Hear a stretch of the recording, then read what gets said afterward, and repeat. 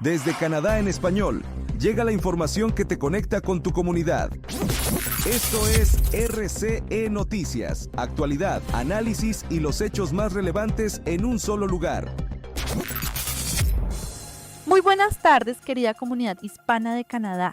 Soy Paula Pinzón y gracias por acompañarnos una vez más. Hoy hablaremos de inmigración, transporte, una polémica relacionada con el príncipe Harry, avances tecnológicos y otras noticias que están marcando la agenda en Canadá y el mundo. Comenzamos. Abrimos con una de las declaraciones más importantes del día. El primer ministro Mark Carney afirmó que su gobierno ha recuperado el control del sistema migratorio, destacando una reducción en el número de trabajadores temporales, estudiantes internacionales y solicitudes de asilo. Vamos con el informe. El primer ministro Mark Carney afirmó que su gobierno ha recuperado el control del sistema migratorio canadiense, al asegurar que ya se redujo de forma importante el ingreso de residentes temporales y solicitantes de asilo al país. Las declaraciones fueron hechas durante una conferencia de prensa en Red Deer, Alberta, en respuesta a preguntas sobre el próximo referéndum provincial relacionado con la inmigración. Carney sostuvo que, cuando su gobierno asumió el poder, los niveles de inmigración eran demasiado altos y que Canadá había perdido el control sobre la llegada de estudiantes internacionales y trabajadores temporales. Según el primer ministro, desde entonces, el flujo de solicitantes de asilo ha disminuido un tercio, el número de trabajadores extranjeros temporales se redujo a la mitad y la cantidad de estudiantes internacionales cayó en 2/3. Hemos recuperado el control de la inmigración. Nuestro gobierno lleva 16 meses en el poder. Cuando asumimos, la inmigración estaba en niveles demasiado altos. Habíamos perdido el control de la cantidad de estudiantes extranjeros y de trabajadores temporales. El número de solicitantes de asilo ha disminuido aproximadamente un tercio. La cantidad de trabajadores extranjeros temporales se redujo a la mitad y el número de estudiantes internacionales cayó en 2/3.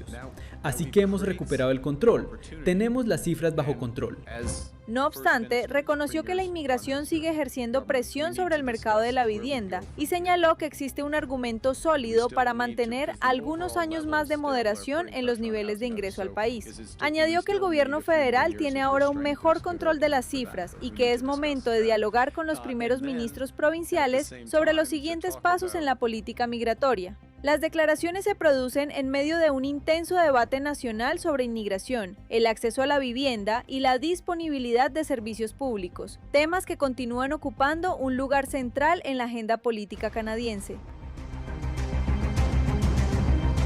¿Creen que Canadá ha encontrado el equilibrio entre controlar la inmigración y seguir atrayendo el talento que necesita el país? Los invitamos a compartir su opinión en los comentarios. Un ciudadano canadiense fue detenido nuevamente por autoridades migratorias de Estados Unidos, pese a que un juez había ordenado previamente su liberación.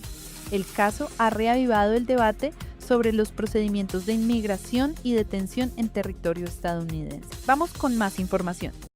Un ciudadano canadiense nacido en Winnipeg volvió a ser detenido por el Servicio de Inmigración y Control de Aduanas de Estados Unidos, conocido como ICE. Apenas 5 semanas después de que un juez federal ordenara su liberación por considerar que se habían violado sus derechos durante una detención anterior.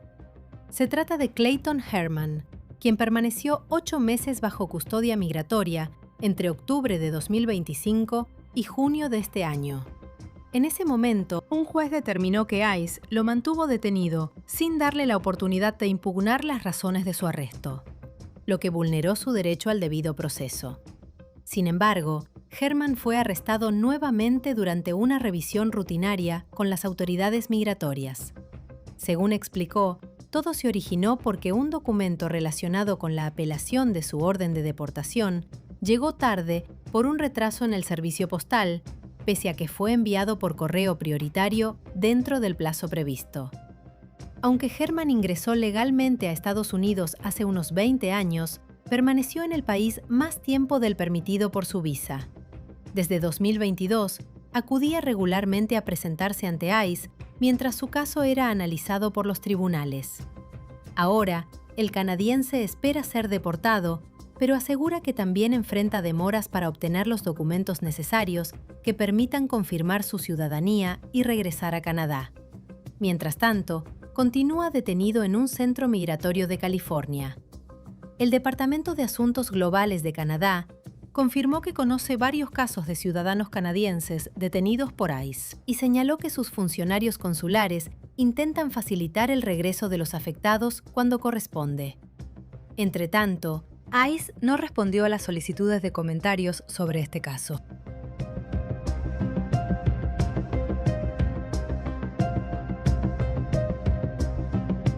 Nuevos datos revelan que la protección brindada al príncipe Harry durante su estancia en Canadá representó el mayor costo de seguridad destinado a un visitante internacional en los últimos años. Veamos los detalles. Los contribuyentes canadienses gastaron al menos $539.575 canadienses para brindar seguridad al príncipe Harry durante sus visitas al país entre los años fiscales 2014 a 2015 y 2019 a 2020, según documentos de la Real Policía Montada de Canadá obtenidos por CBC News mediante la Ley de Acceso a la Información. La cifra es muy superior a los $334,000 que se habían informado públicamente en 2021. Con ese monto, el príncipe Harry se convirtió en la persona internacionalmente protegida que generó el mayor gasto de seguridad para Canadá en ese periodo. Su protección representó cerca del 10% de los más de $5.2 millones destinados a resguardar a más de un centenar de dignatarios, miembros de familias reales y altos funcionarios extranjeros que visitaron el país. Los registros muestran que los gastos corresponden principalmente a los viajes de Harry para asistir a los Juegos Invictus en Toronto y a sus visitas cuando mantenía una relación con Meghan Markle antes de su matrimonio. Bajo los convenios internacionales, la Real Policía Montada está obligada a brindar protección a las personas consideradas internacionalmente protegidas, sin importar si su visita es oficial, privada o de negocios. El documento también revela que otros beneficiarios de este programa fueron los expresidentes estadounidenses Barack Obama, Bill Clinton y Jimmy Carter, además de Ivanka Trump, Melania Trump, embajadores, directivos de organismos internacionales y miembros de otras familias reales. Sin embargo, ninguno generó un gasto superior al registrado para el príncipe Harry durante esos 5 años. Especialistas en seguridad señalan que el nivel de protección respondió a las evaluaciones de riesgo realizadas por las autoridades, considerando que Harry era entonces un miembro activo de la familia real británica y veterano de la guerra de Afganistán. No obstante, algunos analistas sostienen que las figuras públicas que visitan Canadá para actividades privadas o con fines lucrativos deberían contribuir al costo de su propia seguridad.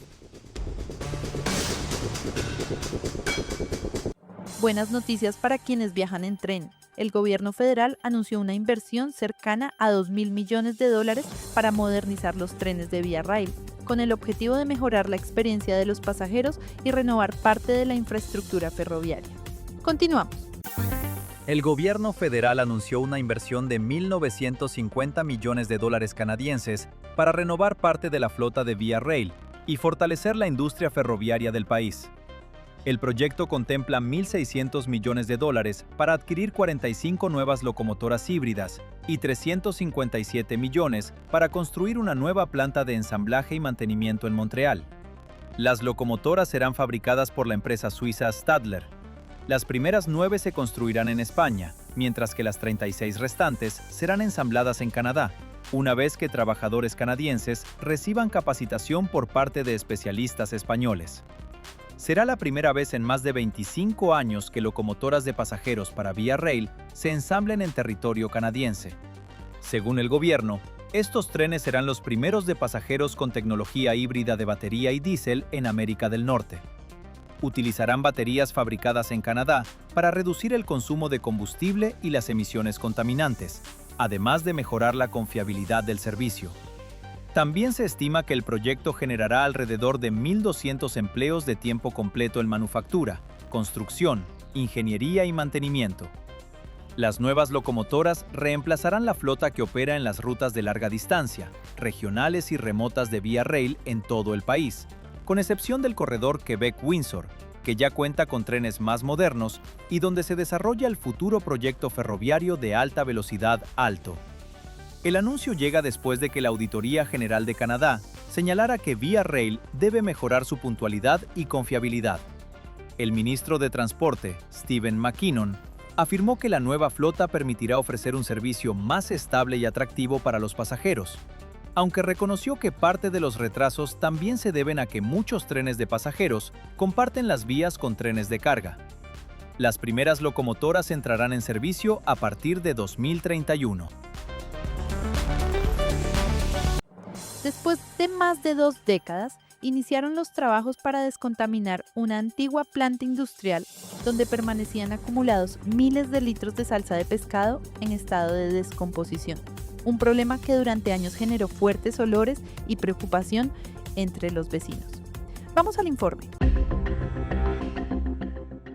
Después de décadas de quejas por el fuerte olor que afectaba a los habitantes de St. Mary's en la provincia de Terranova y Labrador, finalmente comenzaron los trabajos para retirar casi 900.000 litros de salsa de pescado que permanecían abandonados en una antigua planta procesadora desde principios de los años 2000. La fábrica abrió en 1990, pero cerró tras diversos problemas legales y regulatorios, dejando 110 tanques, cada uno con alrededor de 3.000 galones de salsa de pescado en estado de descomposición. Durante más de 2 décadas, el olor se convirtió en uno de los mayores problemas para esta comunidad de apenas 300 habitantes. El gobierno provincial financia la operación, cuyo costo ronda los 1,74 millones de dólares canadienses. Para retirar el material, las cuadrillas cortan los tanques y mezclan la salsa con turba para convertirla en un sólido, que posteriormente será transportado en más de 200 viajes de camión hasta un sitio especializado para residuos orgánicos en la localidad de Sunnyside, donde quedará sellado para evitar nuevos malos olores. El alcalde Steve Ryan, quien durante años encabezó la lucha para resolver el problema, calificó el inicio de la limpieza como un momento histórico para la comunidad y dijo que espera dejar atrás la imagen de St. Mary's como el pueblo de la planta de salsa de pescado. Las autoridades estiman que los trabajos concluirán en octubre, poniendo fin a uno de los problemas ambientales más peculiares y persistentes de la provincia.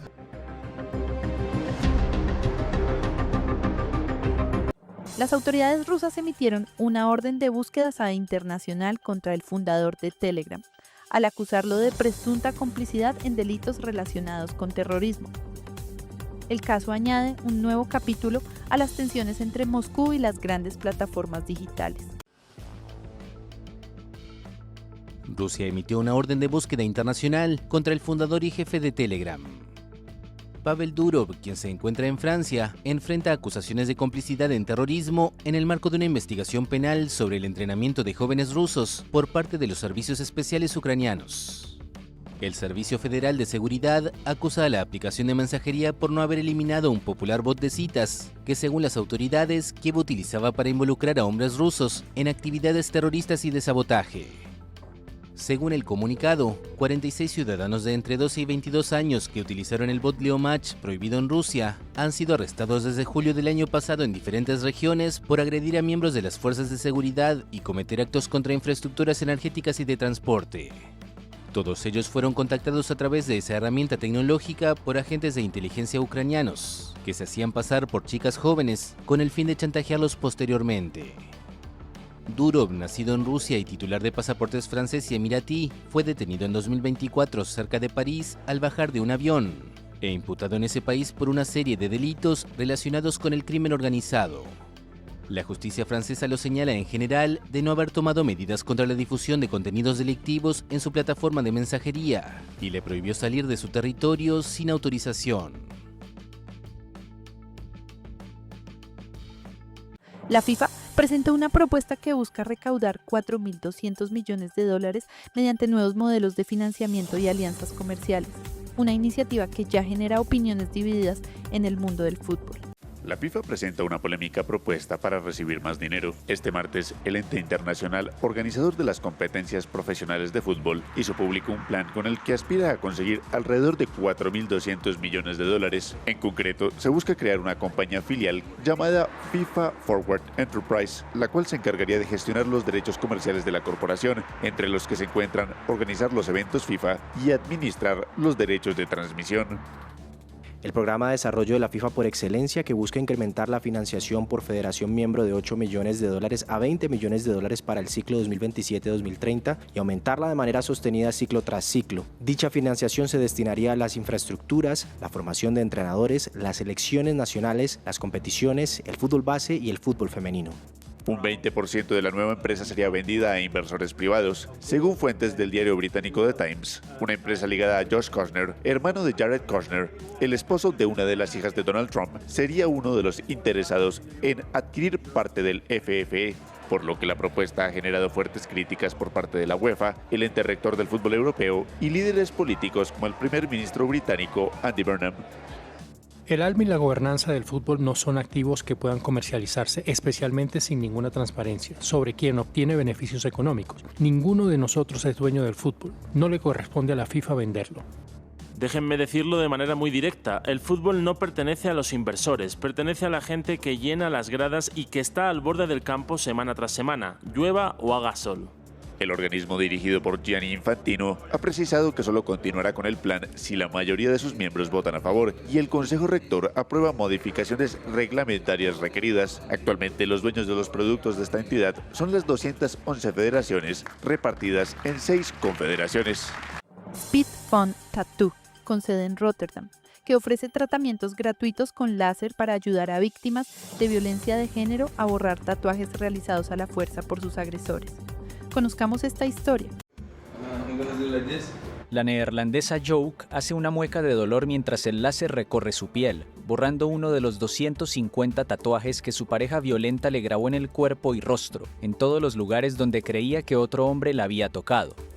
Esta mujer de 53 años es una de las cientos de personas asistidas por la fundación Speed Fund Tattoo, o Arrepentimiento por un Tatuaje, con sede en Rotterdam, que ofrece a las víctimas tratamientos con láser gratuitos y está a punto de expandirse a nivel internacional. Joke sufrió años de maltrato, encerrada en casas rodantes y cobertizos, tatuada a la fuerza en su domicilio con un dermógrafo, hasta que prácticamente ninguna parte de su cuerpo quedó libre de tinta. Acabé en manos de un narcisista psicópata. Primero me separó por completo de mis hijos y de mi familia. Se gastó todo mi dinero, me encerró en caravanas y cobertizos y luego, bajo coacción, hizo que me tatuaran todo el cuerpo. El maltratador escribió su nombre en la cara de Joke más de una docena de veces, en la frente, nariz, mejillas, barbilla e incluso en los párpados. Gracias a la Organización Nacional de Ayuda a las Víctimas de Violencia de Género Veilig Thuis u Hogar Seguro en Países Bajos, Joke descubrió la labor de Speed Fund Tattoo.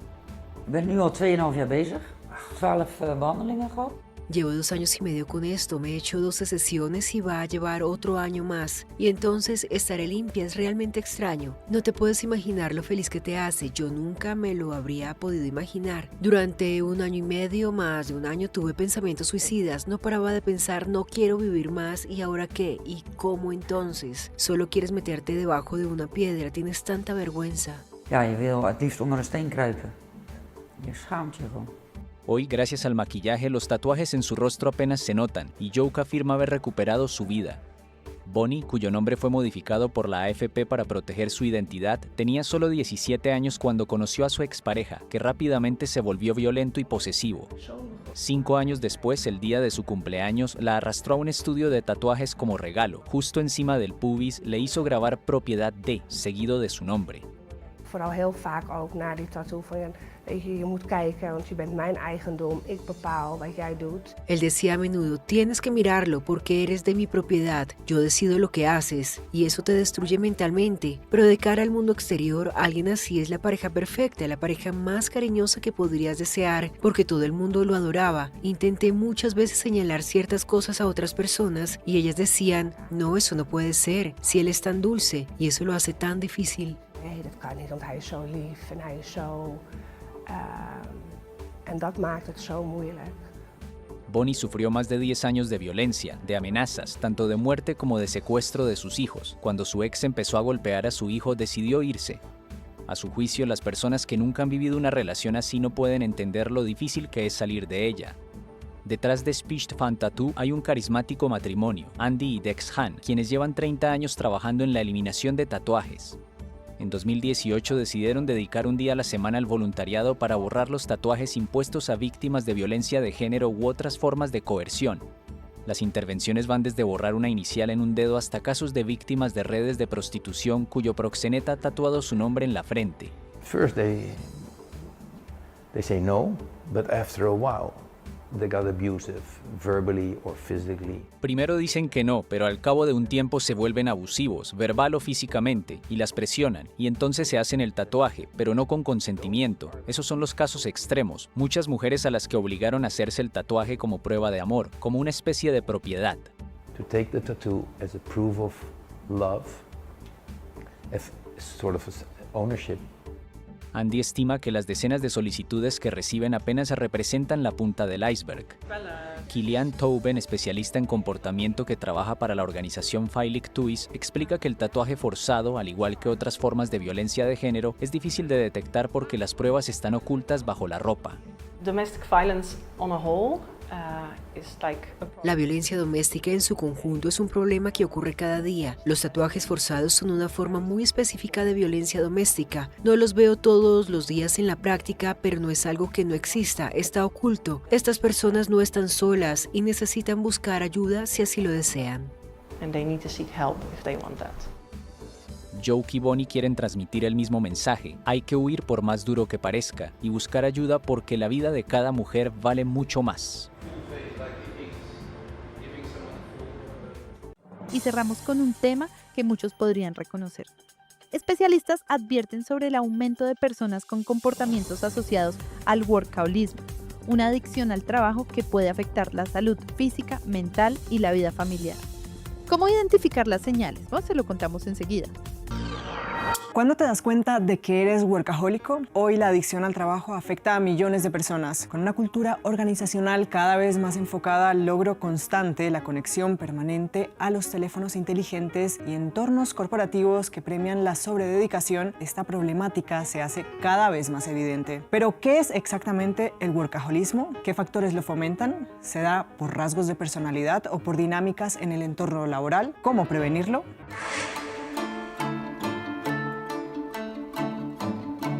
El workaholismo, como su nombre lo indica, es una adicción, la adicción al trabajo. Aunque no está reconocido formalmente como un trastorno patológico específico en los manuales de diagnóstico psiquiátrico, los expertos en psicología y salud ocupacional lo tratan y abordan como una adicción conductual. Se da cuando las personas sienten un impulso obsesivo e incontrolable de trabajar, incluso en sus horas de descanso, y sienten culpa o ansiedad cuando no lo hacen, al punto de acabar cancelando planes familiares, sociales o espacios para su propia salud mental y física. Es una pulsión interna que los subyuga, aunque es fundamental diferenciarlo de aquellos casos en los que se trabaja en exceso por necesidad económica o por un pico de carga laboral temporal. El término lo acuñó en 1971 el psicólogo y educador estadounidense Wayne Oates, quien se consideraba a sí mismo adicto al trabajo. El mayor metaanálisis realizado al respecto y publicado en la revista Frontiers in Psychology en 2023 analizó 53 estudios con más de 71.600 trabajadores de 23 países. Este encontró una prevalencia de adicción al trabajo entre el 14 y el 15% de los trabajadores evaluados. Si bien el propio estudio indica que la prevalencia global puede ser menor si se analiza a la población en general no seleccionada, el hallazgo es sumamente significativo. El workaholismo suele ser más frecuente en países y sociedades donde confluyen factores como largas jornadas laborales, presión sobre el rendimiento, una alta competencia interindividual y un modelo social donde el éxito profesional define la identidad. Japón, Corea del Sur, Estados Unidos o algunas regiones de China son algunos de los países que concentran este perfil.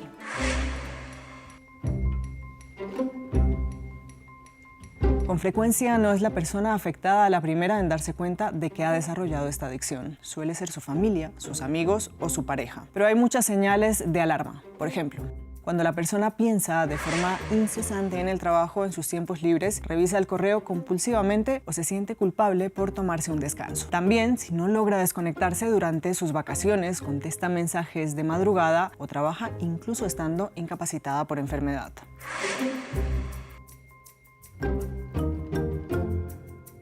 Si bien durante los años 70 y 80 se pensaba principalmente que los rasgos individuales eran el factor definitorio, con el tiempo los estudios sociológicos y de comportamiento organizacional han mostrado que se trata de una combinación compleja de factores psicológicos, culturales y sistémicos. En cuanto a los psicológicos, algunos rasgos individuales incrementan la vulnerabilidad, el perfeccionismo, la baja autoestima, la alta necesidad de reconocimiento, la dificultad para poner límites o un sentido muy alto de la responsabilidad. calidad son algunos de los que señalan los expertos. Pero también influye el sector, profesiones en las que con frecuencia el trabajo invade la vida privada debido a la alta exigencia o disponibilidad suelen tener más riesgo. Medicina, enfermería, periodismo, finanzas e inversión en bolsa, la investigación científica, el emprendimiento o los altos cargos ejecutivos, por ejemplo. Además, hay entornos laborales con una cultura organizacional que incentiva el presentismo digital y liquida las fronteras personales, premiando conductas como no tomar vacaciones, responder correos en tiempos de descanso o trabajar los fines de semana. Cuando las personas reciben reconocimiento, ascensos o prestigio por estas conductas, el riesgo se multiplica. En estos espacios, aunque al principio las personas puedan sentir que esta sobreexigencia les trae beneficios como promociones o reconocimiento, a largo plazo terminan sufriendo severas consecuencias como el síndrome del burnout o síndrome del trabajador quemado, ansiedad, depresión, hipertensión y trastornos del sueño. Y a la larga su rendimiento cae drásticamente debido al agotamiento crónico.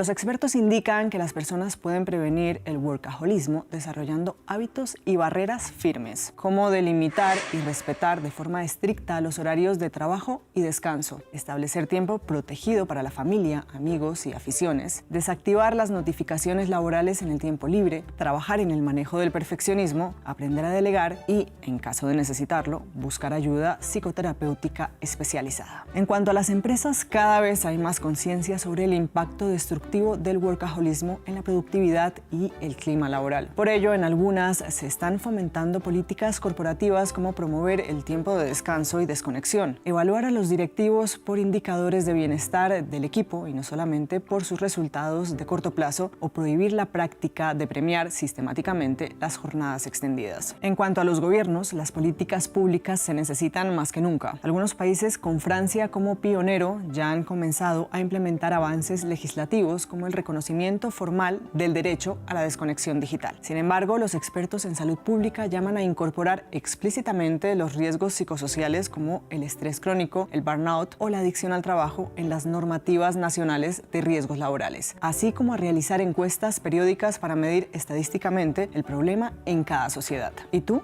¿Qué opinas? ¿Has desarrollado alguna vez adicción al trabajo o alguien cercano a ti la padece? ¿Crees que hay suficiente conocimiento sobre esta problemática o debería abordarse y prevenirse con más decisión?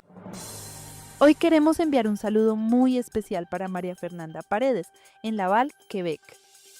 Gracias por acompañarnos una tarde más y por seguir haciendo de Canadá en Español un espacio de información para toda nuestra comunidad hispana. Soy Paula Pinson.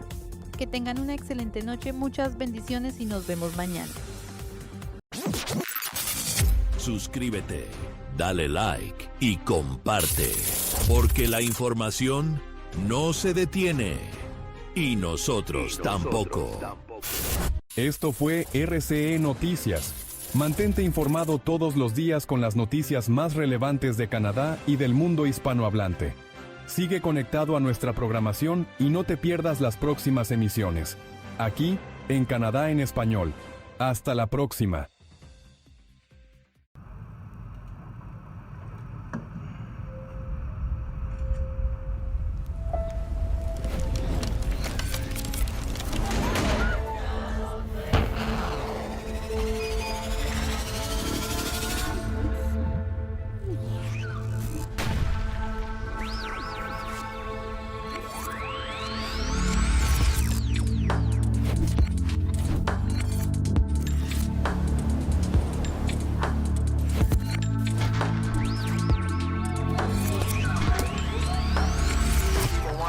Talking reality, you have not seen me in action. You think the come up comes overnight, you ain't behind the scenes, trust me, these things don't just